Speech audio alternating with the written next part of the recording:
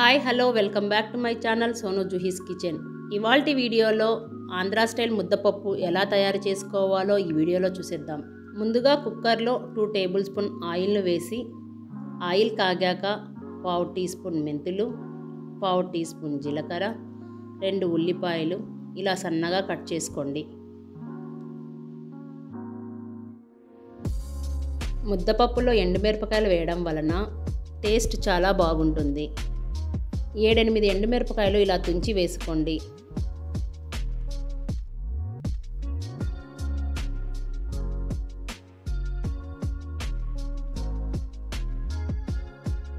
ఇందులో ఒక రెమ్మ కరివేపాకు, చిటికెడు పసుపు, 1 టీ స్పూన్ కారం.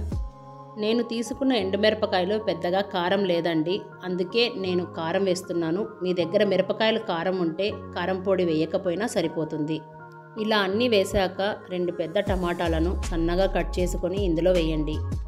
నేను ఇక్కడ 1 కప్పు కందిపప్పుని బాగా కడిగి ఇందులో వేసి వీటన్నిటినీ కలిపి 5 నిమిషాల తర్వాత 1 కప్పు కందిపప్పుకు 3 కప్పుల వాటర్ను పోస్తే సరిపోతుంది.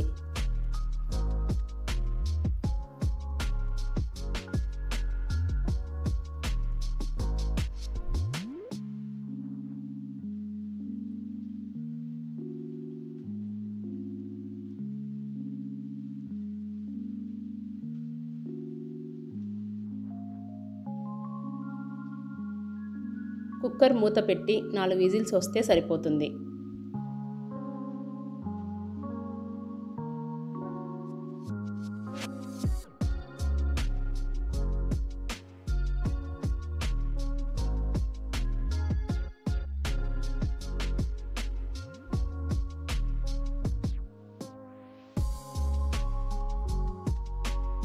విజిల్ మొత్తం పోయాక మూత తీసి చూస్తే పప్పు చక్కగా ఉడికిపోయింది.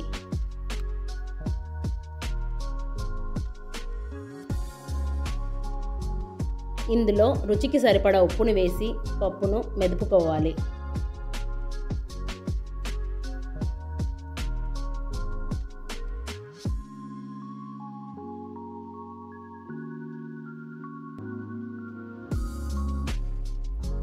స్టవ్ మీద కడాయిని పెట్టి 1 స్పూన్ ఆయిల్ని పోసి 1/2 టీ స్పూన్ ఆవాలు, 1/2 టీ స్పూన్ జీలకర్ర, 5-6 వెల్లుల్లి, 1 ఎండుమిర్చి తుంచి వేసుకోండి.